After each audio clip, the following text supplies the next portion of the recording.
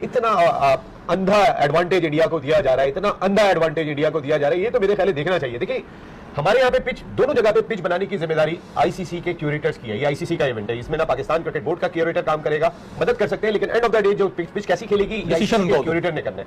ये इमारात में भी वही है, लेकिन इमारात में आप देखिए कि इंडिया ने जो मंसूबे बनाए उसी तरीके की पिच भी बन रही है। जो होस्ट है उनसे पूछो ना कि ये एक जगह मजे क्यों करा रहे भाई उनको, उनसे पूछो ना, ये क्यों नहीं पूछ रहे कि संडे कैसा रहा, ये मजे आ रहे हैं कि यार इंडिया एक ही जगह खेल रहा है।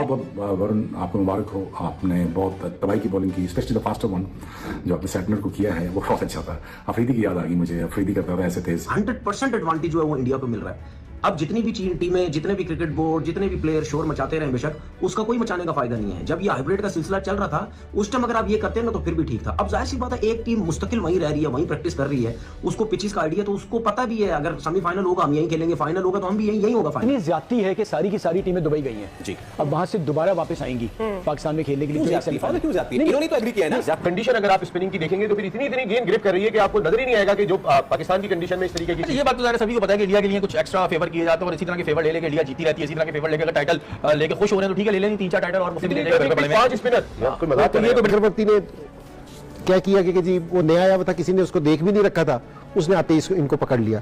तो अब ये वाला एडवांटेज तो इनको है ना इंडिया को, तो अब अगर आप इतना पैसा अगर दोगे आईसीसी को तो इतना तो एडवांटेज आपको मिलेगा, क्योंकि जी आप उधर ही उसी कंडीशंस में खेल रहे हैं, आप वहीं प्रैक्टिस कर रहे हैं, आप सारी टीमें ट्रेवल कर रही हैं, तो ये तो आपको फायदा है ना इस चीज का। किसी एक दो पे आप डिपेंड नहीं करते, आप एज अ टीम लड़ रहे होते हैं, जिसकी वजह कामयाबी है उनकी और नंबर 1 होना। आप देखें कि मेन बैट्समैन उनके गेल, रोहित शर्मा, विराट कोहली आउट हो गए हैं, उसके बाद आप देखें अय्यर ने जैसे आके बैटिंग की है, अक्षर पटेल का डिसीजन कितना जबरदस्त था, नंबर 5 पे खिलाना शुरू कर दिया उन्होंने। उसके बाद वरुण चक्रवर्ती को पहला मैच खेला एंड टाइम पे टीम में एंट्री डाली है 15 में, और उन्होंने संभाल के रखा हुआ था कि हम इस टीम के खिलाफ खिलाएंगे। वरुण का ये था कि वरुण वापस आ रहा था, मिस्ट्री बॉलर है, उसकी लेंथ हटती नहीं, वो एक जगह से हटता ही नहीं है। I saw hardly seen a bad ball from him.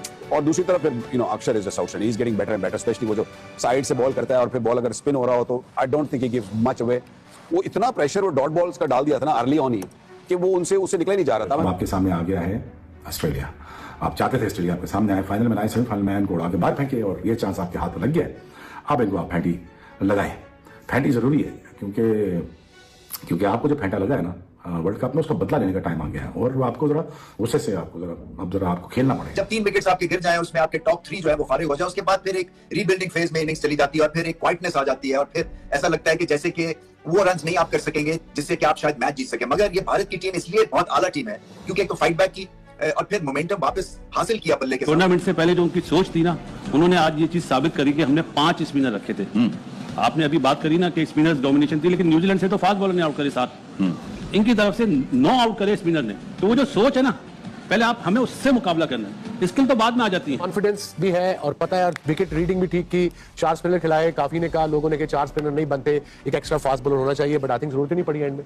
नहीं मैं देख रहा हूँ, मेरी बाल देख रहे हैं। न्यूजीलैंड की टीम आई है, पाकिस्तान की टीम आई है, कोई सी भी टीम आके इनके साथ खेल रही है, तो वो तो जो मैच पाकिस्तान खेल के आई है वो तो जाहिर पता उसी माइंडसेट से वो जाएंगे ना। वो ये समझे कि यार जैसे वहां क्रिकेट खेली, जैसे वहां तेज खेला, छक्के लग रहे थे, मजा आ रहा था, बैट्समैनों को बहुत मजा आ रहा था।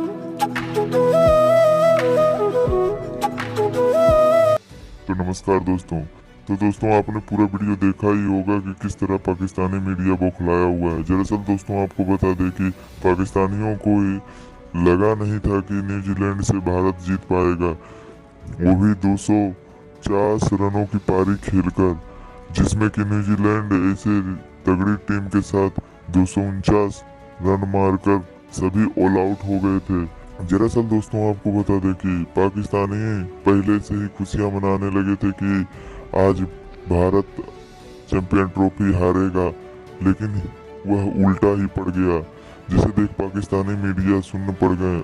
कभी कहते थे कि फास्ट बॉलर की बैटरी पाकिस्तान से कम नहीं होती थी, लेकिन इंडिया के पास भी फास्ट बॉलर बैटरी है, लेकिन इनके पास जो फैक्ट्री है ना स्पिनर्स बनाने की, वो बहुत ज़्यादा है। वरुण चक्रवर्ती देख लें आप, मिस्ट्री स्पिनर और फास्टर वन भी तेज करते हैं और अच्छी बॉलिंग करते हैं। I am really glad to see that कि उन्होंने आज बहुत तगड़ी बॉलिंग की है। 542 it's not a joke in nowadays and age, it's not a joke. और विराट कोहली राइटली सो उनके पाँव हाथ लगाना चाह रहे थे, कि बताना चाह रहे थे कि वाह यार कमाल किया तुमने। I think it's just amazing to see that कि India is playing on the home ground conditions और इंडिया को पता है कैसे एक्सप्लॉइट करनी सिचुएशंस, और एट द सेम टाइम उनको ये भी पता है कि यार 300 करना जरूरी नहीं है, यहाँ पे 250 में भी काम चल जाएगा। और हमारे पास 4 स्पिनर्स हैं और किसी वक्त भी किसी की टीम को भी ये गिरा सकते हैं।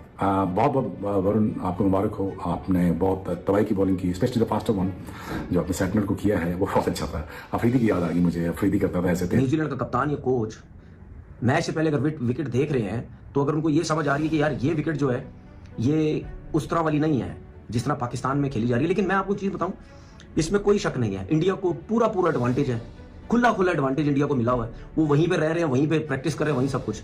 अब न्यूजीलैंड की टीम आई या पाकिस्तान की टीम आई या कोई सी भी टीम आके इनके साथ खेल रही है, तो वो तो जो मैच पाकिस्तान खेल के आई है वो तो जाहिर पता उसी माइंडसेट से वो जाएंगे ना। वो भी वो ये समझे कि यार जैसे वहां क्रिकेट खेली, जैसे वहां तेज खेला, छक्के लग रहे थे, मजा आ रहा था, बैट्समैनों को बहुत मजा आ रहा था, तो यहाँ पे विकेट देके यहाँ भी वैसे ही होगा। लेकिन डिफरेंट है, इसीलिए एकदम से देखें न्यूजीलैंड के प्लेयरों जो बैट्समैन की ब्रेक लग गई एकदम से, क्योंकि वो पाकिस्तान से खेल के गए हुए थे।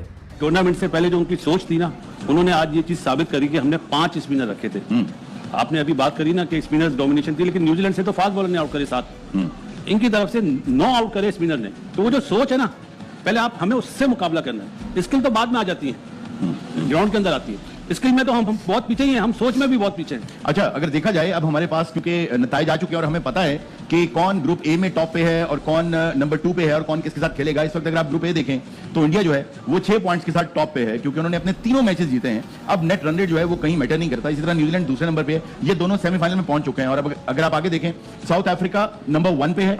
और अब जो मैच होगा इंडिया का ऑस्ट्रेलिया से होगा, जो ट्यूसडे को 4 मार्च को दुबई में खेला जाएगा। और उसके बाद 5 मार्च को लाहौर में साउथ अफ्रीका और न्यूजीलैंड का सेमीफाइनल होगा। और उसके बाद फैसला होगा फाइनल में कौन पहुंचता है। जब 3 विकेट्स आपके गिर जाए, उसमें आपके टॉप 3 जो है वो फारिग हो जाए, उसके बाद फिर एक रीबिल्डिंग फेज में इनिंग्स चली जाती है और फिर एक क्वाइटनेस आ जाती है और फिर ऐसा लगता है कि जैसे कि वो रन्स नहीं आप कर सकेंगे जिससे कि आप शायद मैच जीत सके। मगर ये भारत की टीम इसलिए बहुत आला टीम है क्योंकि एक तो फाइट बैक की और फिर मोमेंटम वापस हासिल किया बल्ले के साथ, और 250 रन का जो टारगेट सेट किया न्यूजीलैंड के लिए। इनको पता था कि सेकंड टाइम अराउंड जो बॉलिंग है और जिस तरह से ये पिच बिहेव करेगी, हालांकि स्क्वायर टर्नर नहीं थी ये पिच, तो वो सब सामने चीजें रखते हुए एक कंप्लीट हैंड खेला। कहना ही पड़ेगा कि इस वक्त बेहतरीन दुनिया की टीम है व्हाइट बॉल क्रिकेट में। और ये नहीं है कि वन ऑफ सीरीज जीतते हैं, बल्कि कंसिस्टेंसी है, और व्हाइट बॉल क्रिकेट में कंसिस्टेंसी दिखाना बड़ी मुश्किल काम है। वरुण चक्रवर्ती, इसी ग्राउंड पे पाकिस्तान ने उनकी अच्छी खासी खबर ली थी और इसी ग्राउंड में 5 विकेट्स लिए हैं, तो ये एक ग्रेट कमबैक होता है। कई दफा क्रिकेट में आपको एक स्टेडियम या एक एनवायरनमेंट जो है ना, वो आपको आपकी जो याद होती है ना उससे वो अच्छी जुड़ी हुई नहीं होती है, और उससे बाहर निकलना और फिर से हीरो बनना,